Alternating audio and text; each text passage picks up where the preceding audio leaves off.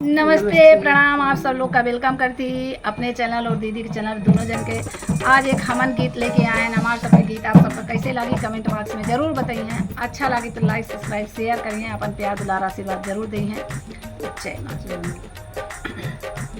हमनिया में आए जई है अंजनी के लाल हो, हमनिया में आए जई है अंजनी के लाल हो, हमनिया में आए जई है अंजनी के लाल हो, हमनिया में आए जई है अंजनी के लाल हो, हमनिया में आए जई है। आबाद नगरिया से सीता जी आई है, आबाद नगरिया से सीता जी आई है।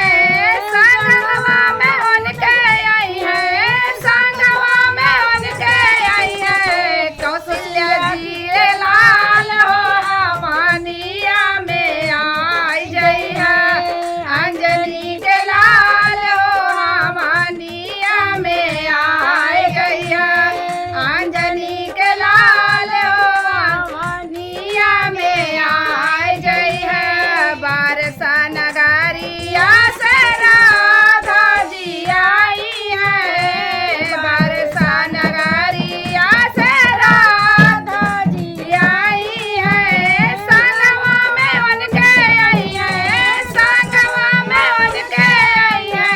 यशोदा के लाल हो, हमनिया में आए गई है अंजनी के लाल हो, हमनिया में आए गई है अंजनी के लाल हो, हमनिया में आए गई है। हमरे हमनिया हमारी सिद्धि आई है, हमरे हमनिया हमारी सिद्धि आई है। संगवा में उनके आई है, संगवा में उनके आई है।